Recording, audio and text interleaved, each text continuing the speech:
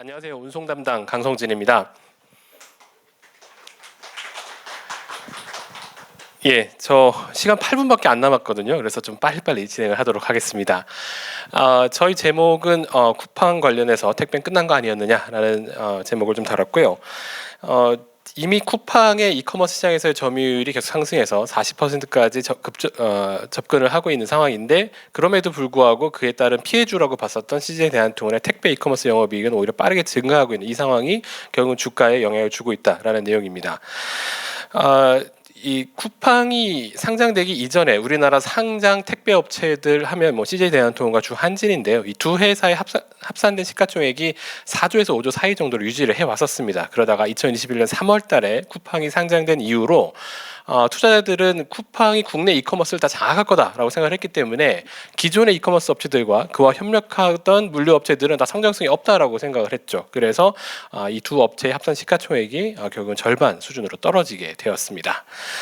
그런데 최근에 CJ 대한통운의 택배 부문 기존 사업만 따로 떼어봤을 때 영업이익의 추이를 보면 이 코로나가 끝나면서 그 특수가 사라지는 거 아닌가 했던 게 이제 2022년이라면 올해 들어서는 영업이익이 다시 빠르게 증가하고 있는 그런 상황이고요. 왜 그 택배 쪽에서 이익이 증가하고 있느냐, 쿠팡 때문에 끝날 거라고 봤던 거 아니냐라고 이제 본다면, 사실 쿠팡이 등장을 하면서 소비자들이 소단위로 화물을 주문하는 트렌드가 좀 강화되기 시작을 했어요. 그래서 대한통운에서도 소화물 비중, 그러니까 소량 조그만 봉지에 담겨서 배달되는 그런 화물들이 이제 많이 늘어나게 됐는데, 이게 대한통운한테 기회가 되고 있습니다. 지금 이제 보여드릴 왼쪽에 있는 동영상은 일반적인 택배 터미널을 생각하시면 되는데, 택배 물량들이 이렇게 쏟아 들어오면은 그 자동으로 행선지별로 분류를 해가지고 행선지별로 준비되어 있는 트럭들에 실리게 되는 그런 터미널을 이제 보여드리고 있는 건데요. 제가 이제 똑같은 건물에서 촬영했던 동영상인데, 이제 오른쪽 동영상을 보시면 같은 건물에 소화물들은 따로 분류를 해서 소화물들도 행선지별로 따로따로 분류를 합니다. 근데 저 밑에 뭔가 이제 박스가 큰 게 지금 제가 방금 보여주실 텐데, 저게 뭐냐면 소화물들은 이 행선지별로 그냥 차에다 모아가 싣는 게 아니라 박스에다 담아가지고 실어요. 그러니까 대한통운이 이런 설비를 제가 이 동영상 찍은 게 9년 전이거든요. 그때도 이런 설비를 가지고 있었고, 그동안에 계속 전국적으로 이런 설비들을 투자를 했는데, 소형 택배들을 한 군데 몰아가지고 큰 박스에 넣어서 수송을 하다 보니까 10박스를 하나의 박스에 넣어서 수송을 해버리면 운송비가 여기서부터 10분의 1로 줄어드는 겁니다. 그래서 이 소형 화물 쪽에서 원가를 낮출 수 있는 설비를 준비해 놨는데, 이 소형 화물의 비중이 크게 늘어나니까 택배 쪽에서의 수익성이 크게 좋아진 거죠. 근데 이게 이제 전부는 아니고요. 여기다 더해서 그 지금까지 말씀드릴 때는 택배의 기존 사업이라고 하면서 성장 속도를 말씀드렸는데, 사실은 이제 이커머스 관련된 이익이 붙기 시작하면서 그걸 포함해서 봤을 때는 영업이익 증가 속도가 전년 대비 30%를 넘어가고 있습니다. 이 대한통운의 이커머스 매출이라는 건 뭐냐면, 이 풀필먼트 센터에서 출발하는 택배를 얘기하는 건데요. 풀필먼트 센터라고 하면은 이런 그림들 많이 보셨을 거예요. 로봇이 왔다 갔다 하면서 물건 꺼내는 거라든지, 아니면 로봇이 창고 위에서 왔다 갔다 하면서 물건 꺼내오는 이런 창고들을 많이 연상을 했을 텐데, 반드시 로봇화되어 있어야지 풀필먼트 센터는 아닙니다. 인력으로 돌아가는 그런 센터들도 있고요. 풀필먼트 센터의 핵심은 뭐냐면, 판매되는 물건이 판매자들의 창고에 따로따로 있는 게 아니라 소비자 인근의 물류 창고에다 미리미리 쌓아놓는다는 겁니다. 그래서 주문이 들어오면 거기서 바로 소비자한테 바로 배송이 되기 때문에 이 배송 시간이 짧고요. 그리고 배송 단계가 간단하기 때문에 이 배송 과정의 불확실성도 적어서 도착 시간을 보장해 줄 수 있는 그런 서비스, 즉 더 고도화된 배송 서비스를 만들어내는 물류 창고가 풀필먼트 센터라고 보시면 되는데요. 이 우리나라의 이커머스 사업의 성장 속도가 아시다시피 상당히 많이 둔화되어 있습니다. 하지만 대한통운이 이러한 당일 배송이나 배송 도착을 보장해주는 그런 서비스를 이제 제공하기 시작하면서 이쪽 분야 이커머스 매출에서의 성장 속도는 20% 넘게 나타나고 있고요. 물량이 빠르게 늘어나면서 이제 확인이 되고 있는 부분이 뭐냐면, 그동안에 이 이커머스 쪽, 그러니까 이 당일 배송 등의 서비스의 이 단가가 상당히 높게 시작을 했다가 계속 떨어졌었어요. 그러다가 이게 한 4,500원 정도에서 이제 1년 넘게 안정화되고 있는데, 이게 기존 택배 대비해서 한 2배 정도 높은 단가입니다. 근데 이 이커머스, 그러니까 풀필먼트 센터 물류라는 게 초기에 투자 비용이 많이 들어가지, 사실 실제로 배송을 할 때는 이미 창고에 물건이 쌓이는 상태에서 한번 배송만 하면 끝나는 거기 때문에 거기서 발생하는 추가적인 비용은 굉장히 적거든요. 그러니까 판매 단가는 높은데 추가적인 변동비는 적다면 물량이 늘어날 때마다 늘어나는 이익의 규모가 크다는 거죠. 그러니까 이게 큐에 반응하는 탄력성이 굉장히 크다, 이렇게 볼 수가 있을 것 같습니다.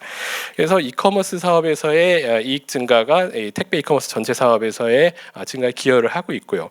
사실 최근에 주가를 끌어올리고 있는 건 더 중요한 것이 남아 있죠. 뭐냐면 바로 중국 플랫폼 업체들의 적극적인 한국 진출입니다. 중국의 내수가 좀 부진하다 보니까 이제 해외 진출로 성장성을 확보하려는 뭐 알리바바 등의 움직임이 있는 상황이고요. 지난 분기에 우리나라에서도 중국발 직구 물량 금액이 전년 대비 2배 정도 증가하는 그런 모습을 보여주고 있습니다.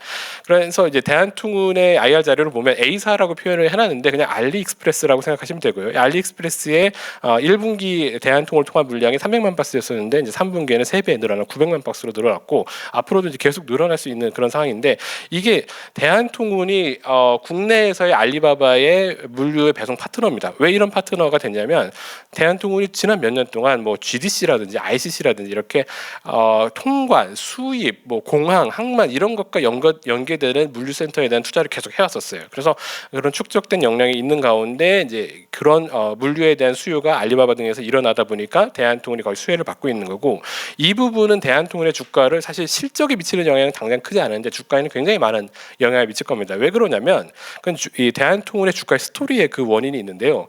이 왼쪽에 있는 PER 밴드 차트를 보시면 아시겠지만 그동안의 대한통운의 이익은 계속 증가를 해왔습니다. 그럼에도 불구하고 주가가 계속 빠졌던 거는 미래 성장성에 대해서 우려를 했기 때문이거든요. 그러니까 쿠팡이 국내 이커머스를 다 장악하면은 대한통운 별 볼 일 없다 이렇게 생각을 했던 건데 여기에 알리바바라는 존재가 들어오면서 요즘에 이제 알리바바에 대한 평판들이 좀 나오는데 주변에서 들어보면은 되게 싸고 물건 되게 많고 배송이 되게 느렸었는데 그것도 최근에 좀 빨라지고 있다 이런 얘기를 하고 있거든요. 그래서 알리바바가 생각지 못하게 이제 한국으로 들어오면서 쿠팡이 우리나라 이커머스 장악하지 못할 것 같다라는 생각이 들고 그 알리바바의 물류 파트너는 CJ 대한통운이다 이렇게 연결이 되면 대한통운에 없을 거로 생각했던 성장성이 다시 이제 살아나는 거기 때문에 주가가 이제 많이 올라가야 되는 거죠. 그러니까 이익은 이미 늘어났는데 PER이 쭉 빠졌었는데 그 PER이 회복을 해야 되는 상황인 거죠. 그래서 주가가 이제 강하게 좀 올라가는 그런 시기가 우리가 지금 맞이하고 있다라고 볼 수 있겠습니다.